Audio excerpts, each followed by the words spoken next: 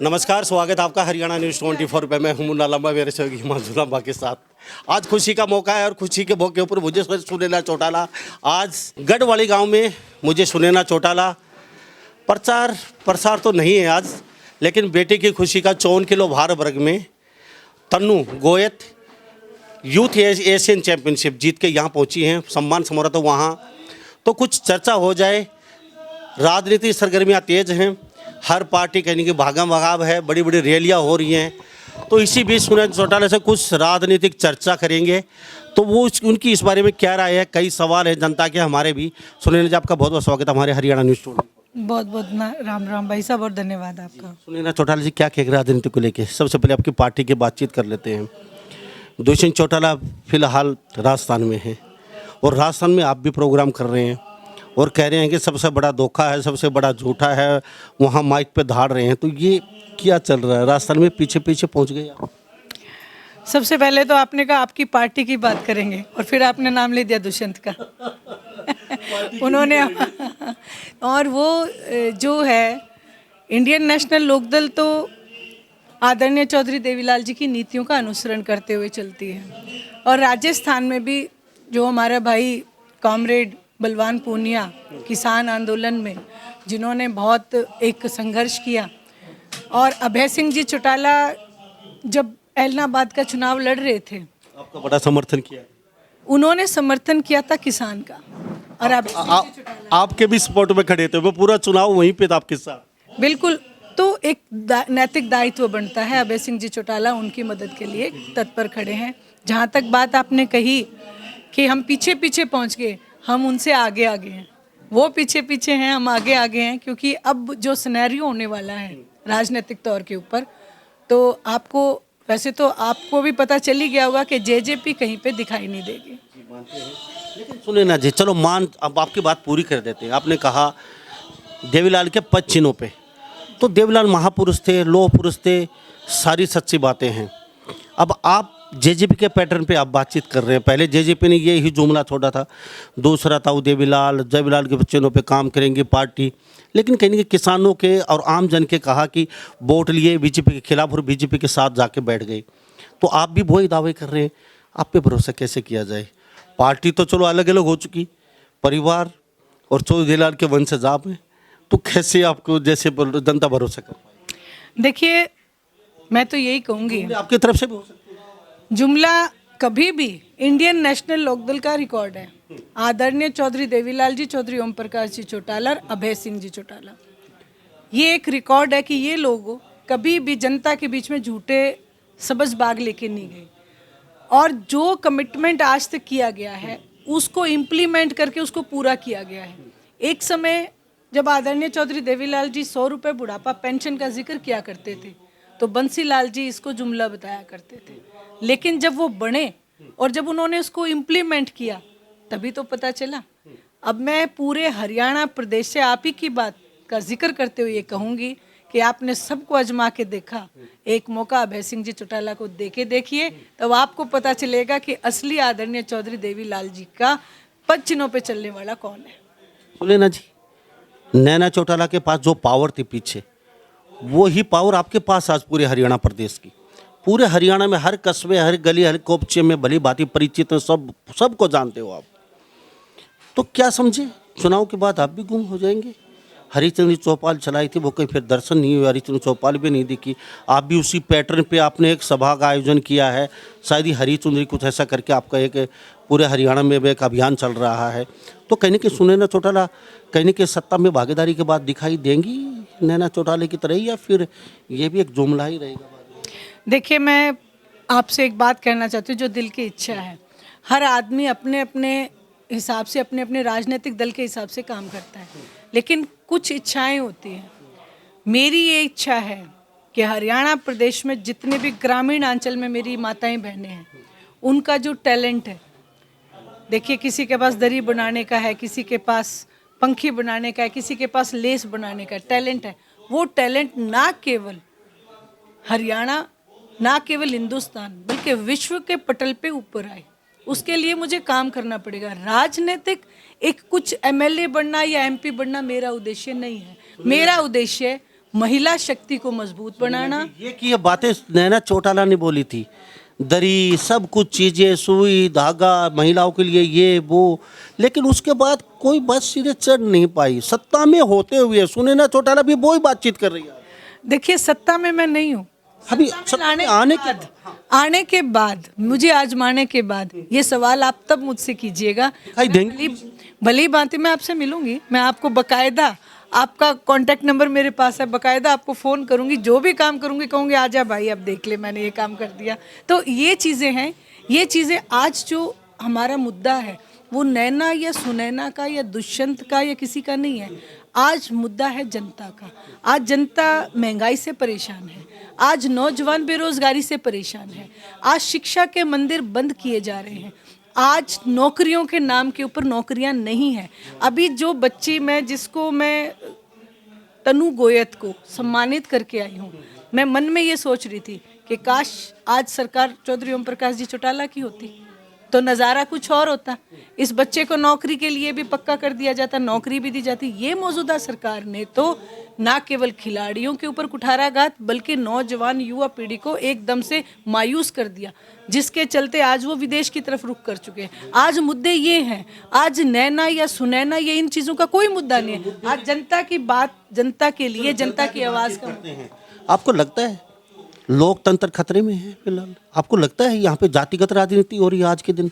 आपको लगता है क्योंकि जातिगत राजनीति की जनता अब की बार शायद नहीं मानेगी, क्योंकि पिछली बार जातिगत राजनीति तो जाटों को लेके ही बीजेपी ने सरकार बनाई, क्योंकि दुष्यंत चौटाला जाट ही थे, लेकिन वो पैटर्न अब की बार जनता के साथ नहीं चलेगा, क्योंकि जनता भली बातें समझ चुकी है।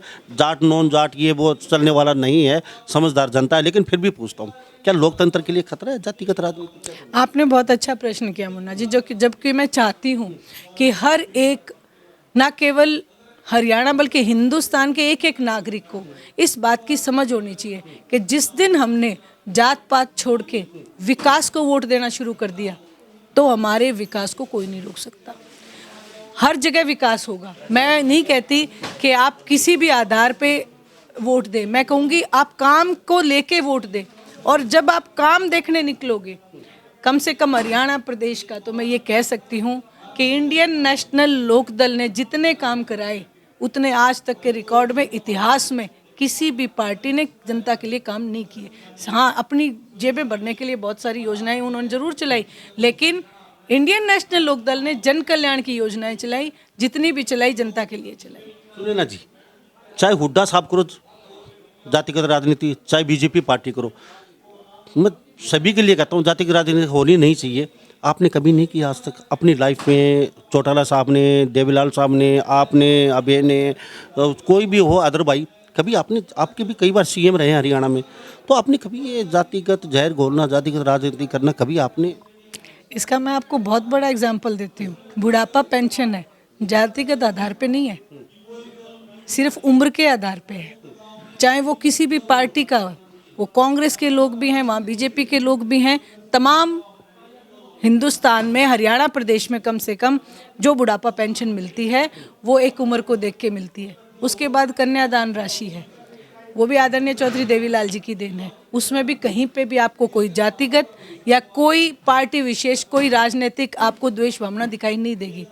तीसरा उदाहरण, जच्चा बच्चा की स्कीम, हर माँ को एक जो जच्चा बच्चा की राशि जो शुरू उन्होंने करके दी, तो उन्होंने कहीं पे भी कोई जातिगत या अपना वोट बैंक मजबूत करने के लिए ऐसा कोई कार्य नहीं किया। अब आप आ जाओ आदरणीय ओम प्रकाश जी चौटाला साहब ने, जहाँ पे भी हम लोग गए, हर गांव में, आप हुड्डा साहब का जिक्र करेंगे, कहेंगे रोहतक के मुख्यमंत्री, तमाम हरियाणा प्रदेश ये बात कहता है। भारतीय जनता पार्टी में तो मुख्यमंत्री ऐसे बैठे हैं जो कहते हैं मेरे पास कोई सुरक्षा मैं नहीं कर सकता, लेकिन ओम प्रकाश जी चौटाला ऐसे मुख्यमंत्री, परिवर्तन यात्रा के दौरान हर गांव में, मैं अपनी जुबान बताती हूँ, अपनी आंखों देखी बताती हूँ, अभय सिंह जी चौटाला एक प्रश्न किया करते थे कि आपके गांव में चौटाला साहब के राज में कितने बच्चे नौकरी लगे? कहीं 20, कहीं 30, कहीं 100, कहीं 150, कहीं 50, ये लोगों ने खुद अपने मुंह से बताया।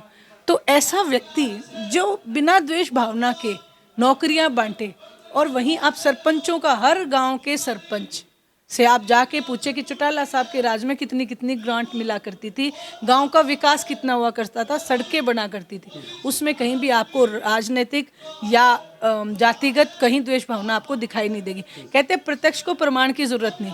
अब आ जाओ आप भारतीय जनता पार्टी पे, आपने नूह में अभी हाल फिलहाल में एक बहुत बड़ा एग्जाम्पल देखा होगा।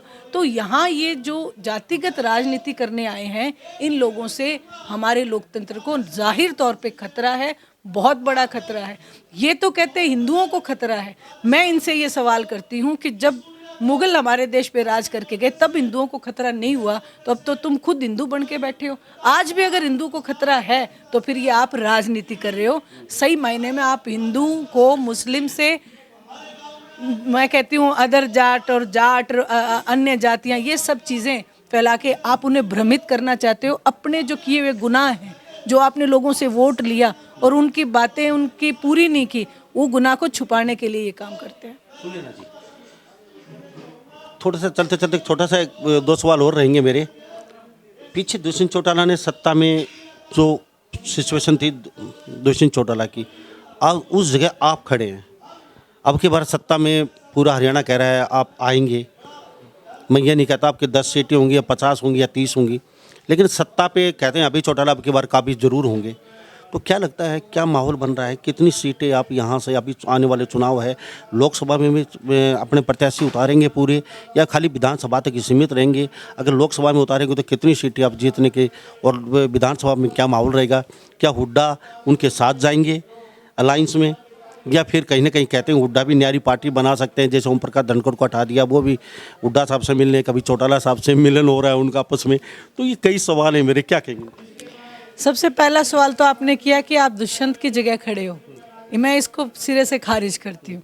अभय सिंह जी चौटाला आज हरियाणा प्रदेश के उप नहीं मुख्यमंत्री के स्थान पे खड़े हैं। आज अभय सिंह जी चौटाला आदरणीय चौधरी देवीलाल जी के पच्चीनों पे चल रहे हैं। जो 87 का इतिहास है वो हम दोहराएंगे 2024 में। दूसरी बात आपने कहा कि अलायंस में जा सकते हैं, तो जो आदरणीय चौधरी देवीलाल जी की विचारधारा को मजबूत बनाने के लिए आएगा उससे हम अलायंस कर सकते हैं। हम अपने, अभय सिंह जी चौटाला ने एक बात बड़े खुल के कही है कि हम अपने विचारों का या चौधरी देवीलाल जी के विचारों का कहीं पे भी कुठाराघात करने वालों से समझौता नहीं करेंगे। तीसरी बात कि आपने कहा हुड्डा साहब अलग पार्टी बना सकते हैं। हुड्डा साहब दुष्यंत वाला काम बीजेपी के लिए करने जा रहे हैं, वो कर रहे हैं। वो पार्टी नहीं बनाएंगे, वो बीजेपी के साथ रह के चुनाव लड़ेंगे, और जब उन्हें दिखेगा कि मेरे एमएलए आ गए ठीक ठाक, फिर वो पार्टी तोड़ के जाके और बीजेपी के कदमों में बैठने का काम करेंगे। इसलिए आज जो हाई कमान है कांग्रेस, वो भी इस बात को समझ चुके हैं कहीं ना कहीं। इसीलिए कांग्रेस में एक कांग्रेस ना रह के कई कांग्रेस बन गई है। शैलजा जी की अलग कांग्रेस है, किरण जी की अलग कांग्रेस है, सुरजेवाला जी की अलग कांग्रेस है। इसलिए आज जनता ने एक निर्णय ले लिया है कि इन सारी कांग्रेसों को छोड़ के, भारतीय जनता पार्टी और उसके सहयोगी ठगोरे दल को छोड़ के, इंडियन नेशनल लोकदल में अपनी आस्था व्यक्त करेंगे और आदरणीय चौधरी देवीलाल जी के विचारों को आगे लेके जाएंगे। जी, लोकसभा चुनाव बहुत नज़दीक है, 2 प्रश्न रह गए।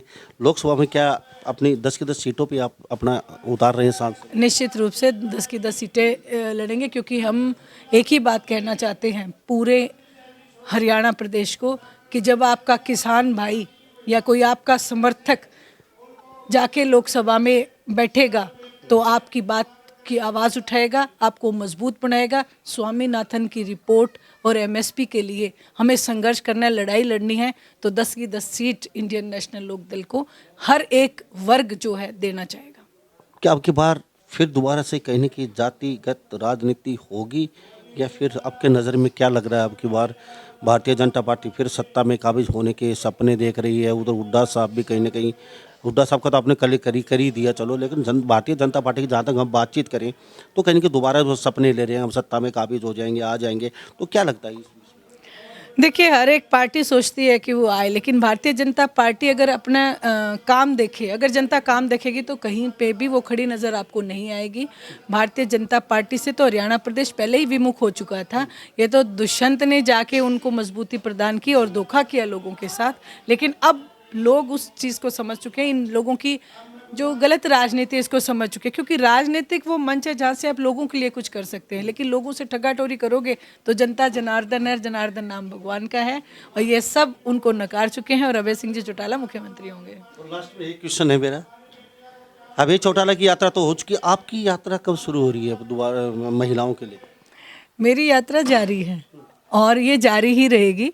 हर जगह मैं जब भी मेरी माताएं बहनें जो मिलती हैं उनसे मिलती हूँ, और पूरे हरियाणा प्रदेश में एक बार मैं जा चुकी हूँ, और अब दोबारा जो है जहाँ पे भी महिला शक्ति को जिस जगह ज़रूरत है उस जगह मैं जाती हूँ। और हमारे प्रोग्राम दोबारा से ये जो राजस्थान का इलेक्शन हो जाए उसके बाद हमारी एक और यात्रा शुरू होने वाली है जो रथ यात्रा है, उसमें भी महिलाओं को उतनी ही भागीदारी रहेगी जितनी पहली पैदल यात्रा में रही। थैंक यू जी बात। Thank you so much. हमारे साथ ये सुनैना चौटाला खास बातचीत में बनी हुई थी, तो इस बारे आप क्या सोचते हैं? सभी इन बातों के साथ मैं मुन्ना लांबा, मेरे सहयोगी हिमांशु लांबा के साथ, हरियाणा न्यूज़ 24। नमस्कार, जय हिंद।